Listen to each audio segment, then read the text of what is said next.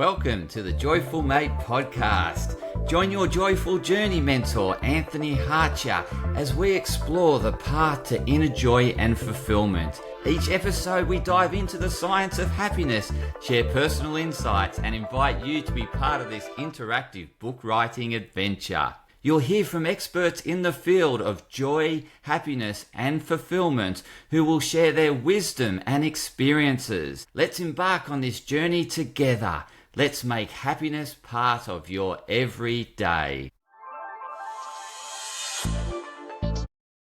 Welcome on the Joyful Mate podcast. How are you, Adriana? Really good. How are you? Excellent. So great to have you on. I really look forward to having this discussion with you on joy, happiness, and fulfillment. But before we get into the topic, I would love you to share how you've arrived at what you're doing today, your journey to where you are today. So, as you know, I'm passionate about business, passionate about wellness, passionate about mindset. So my journey has been very purpose-aligned, purpose-driven.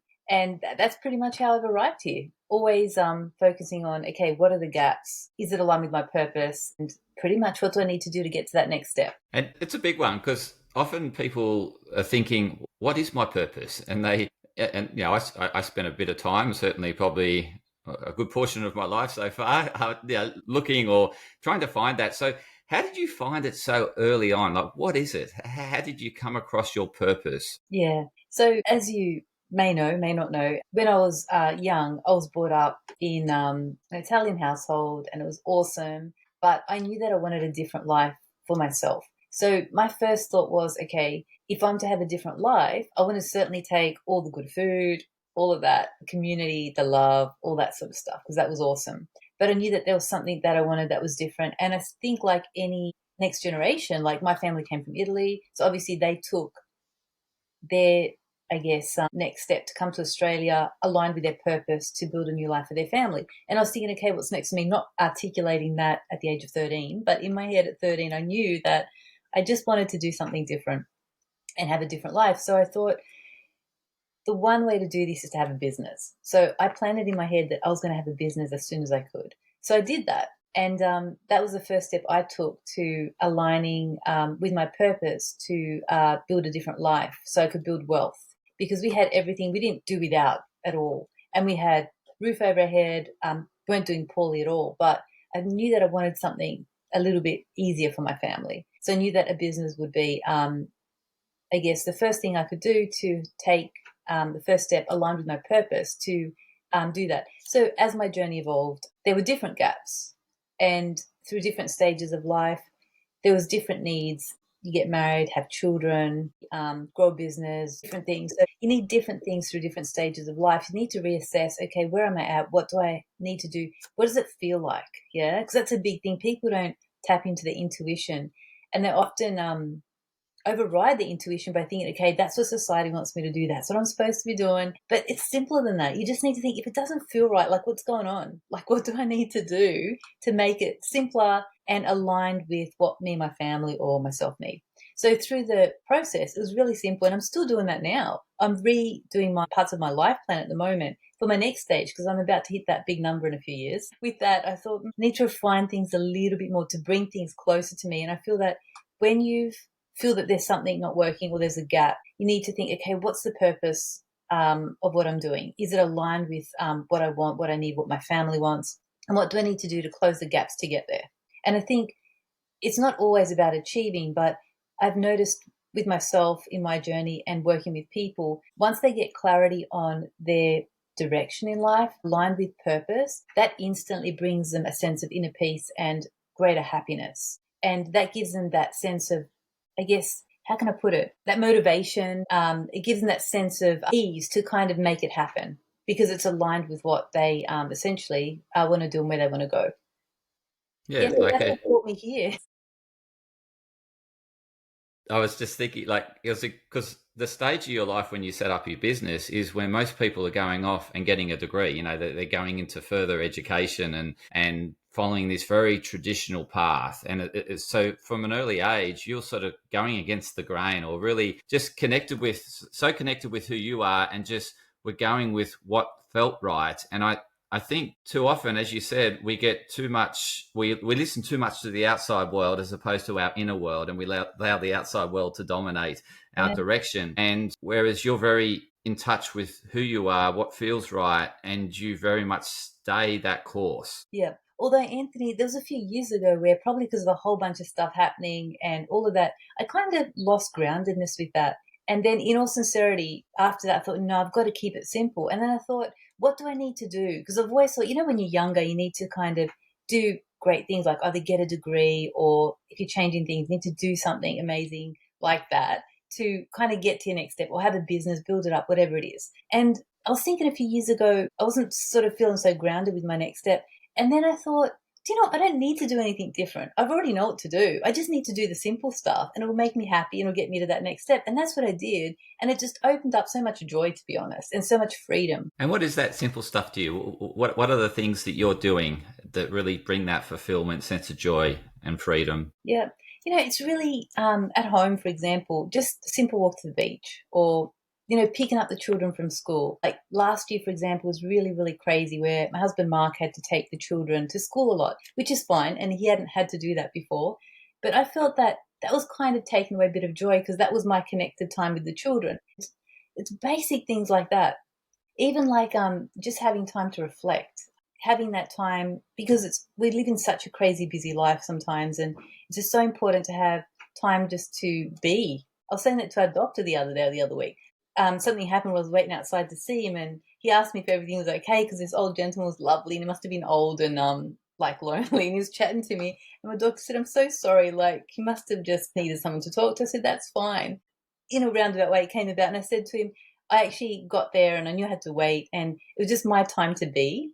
And that's what I was looking forward to, just time being and sitting in my own space and gathering my thoughts. And that brings me joy as well, because when you have that opportunity to be, it helps you catapult to that next little milestone, or just having a good day, or just helping things synchronize in the mind just to feel more whole. It's so true.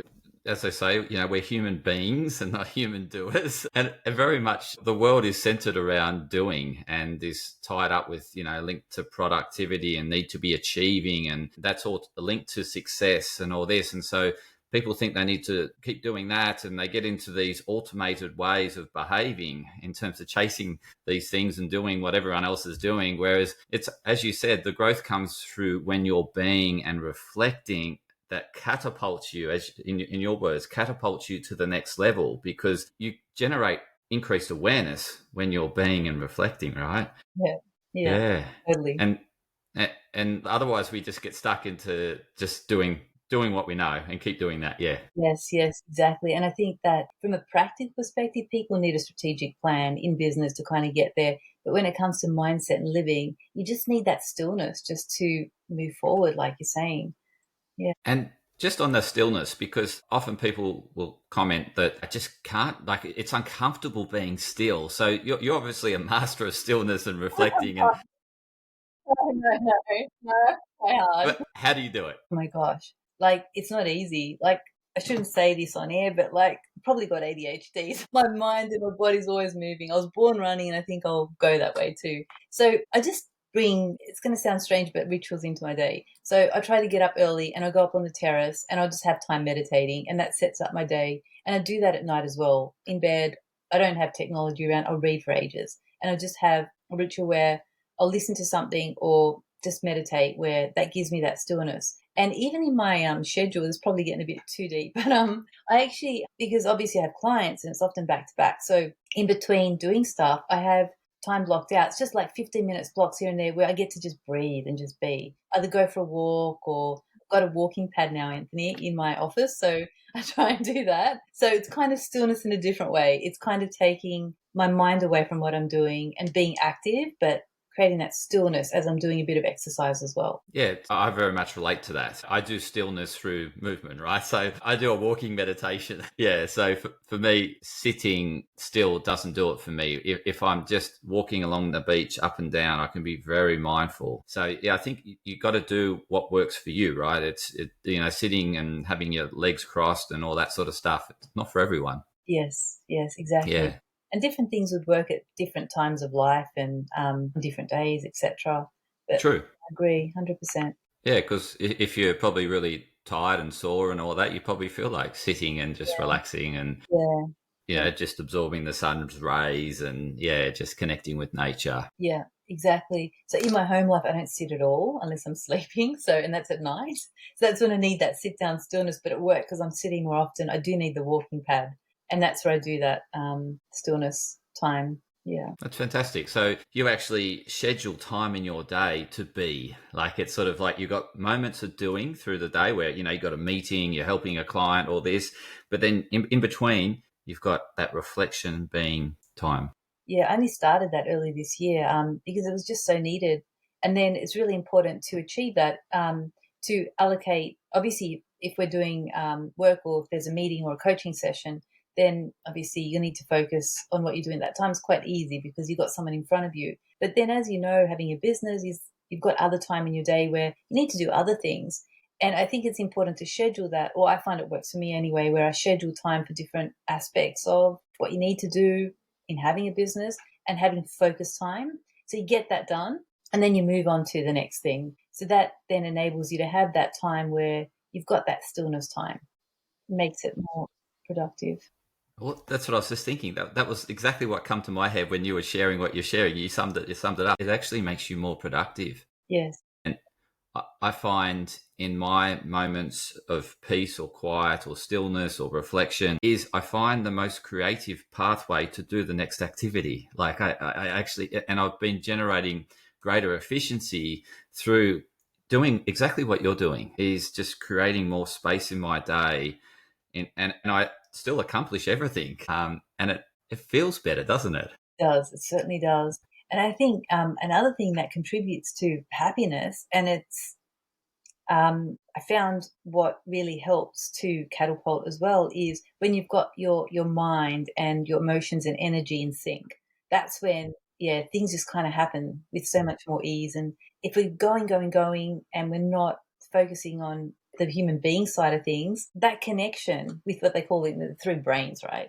They kind of get muddled up and confused and not able to work properly. So to slow down. And it took me a long time to understand it and feel it and do it in my life. But once you get that, if it's something that somebody feels that they need, it's certainly quite magical, I think. Yeah, and what I've come across in the literature is that the brain waves need to get down to the alpha wavelength in order to sync with the heart. And that's very much as you said, is that time of being, is that you will slow the brain waves down from beta to alpha in that time of being. You're really connecting with your heart, and that also syncs well with the gut brain because our digestion happens when we're relaxed. And Yeah. so I think you sort of that reflection time that you schedule it every day allows you to align the three brains Yeah. and get that coherence. Yeah, exactly. Exactly. And as you know, we need a healthy gut. It underpins Absolutely. a lot, right? Yeah, 100%. Are there any myths or misconceptions that you've come across through your life experience around joy, fulfillment, and happiness? Not really. I suppose all I can share is what most people know already, to be honest. I think it's just keeping things simple. And that brings people most joy. I know that I saw through some photos that you've been overseas and you saw how people live in a very humble way. And I think to incorporate that in our lives, I know we live a very different life in this country, especially like in Sydney here. But to incorporate that simplicity keeps people very grounded. And I think that's really cool to try and retain and to be humble. Yeah. I think that's really, really important to retain.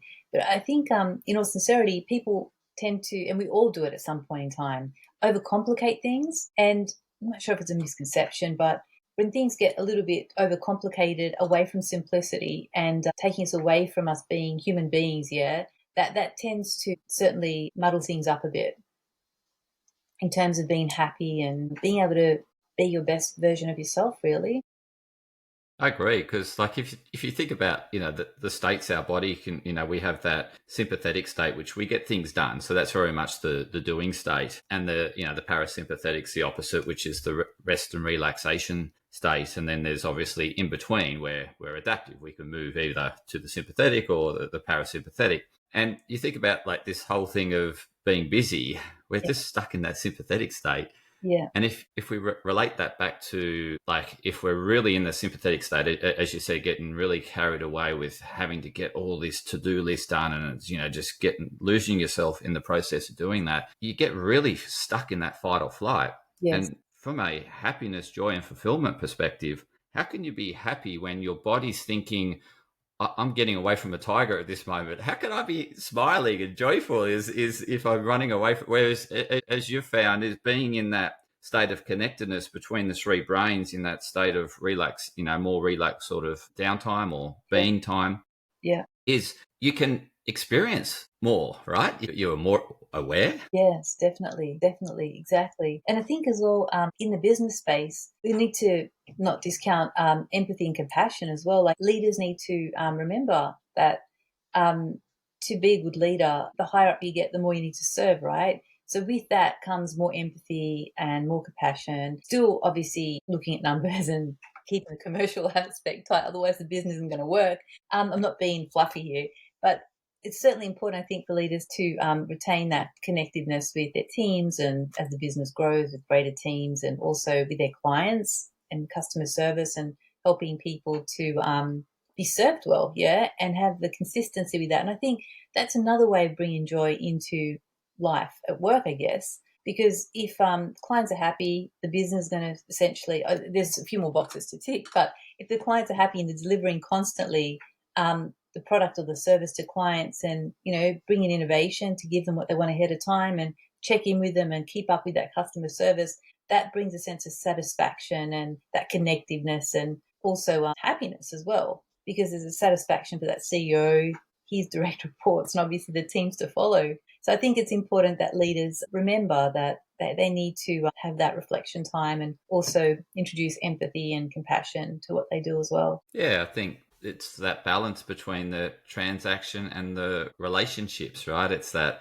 if everything's a transaction, then you lose touch of the EQ and the emotional side of things, and that we're working with people here. But it's finding that, not, as you said, you still need to be doing in order to move forward. I mean, human evolution wouldn't have happened if we weren't doing things, right? So, but it's finding that nice mix, I think, is where you sort of, business leaders need to find that, allow that time to build relationships, build it with obviously their peers and the team and the customers. At the same time, we all need to be transacting as well, and it's finding that nice mix. Yes, yes, it's a balance.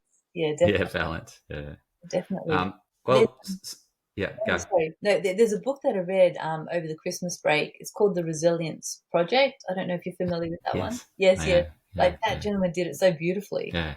Yeah, with purpose, and he took his skills and his desire then and went overseas, and certainly commercialized something that's really making a difference. And that's just a nice example of how it can work in a business. Yeah, no, the big takeaway for me is, I mean, obviously those messages are well known, right? It's not as if, but it's the way he tells the story. And I think his strength is, and why he's been so successful is he's a master storyteller. And like, I think that's what makes the book such a good read, is just simply he shares all the messages through stories. We already knew the messages before the book, right? It's not like, Yeah, you're right. yeah, Yeah, yeah. definitely. Yeah, so how can the listeners, viewers best connect with you? Yeah. So I do have a website. It's Consulting Australia, and my email address is adriana@consultingaustralia.com.au. Fantastic. Yeah, so listeners, if you're looking to grow your business, please reach out to Adriana. She can certainly put that strategic overview, look, and help it prosper and grow. Yeah, business owners, please reach out and connect with Adriana. She's an expert in the area of growing, and she's successfully grown her many businesses herself and sold them or moved on, but she's constantly spent a whole life doing building businesses and making them successful. So thank you so much, Adriana, for coming on the Joyful Mate podcast and sharing your wisdom and insights on joy, happiness, and fulfillment. Thanks, Anthony. Thank you.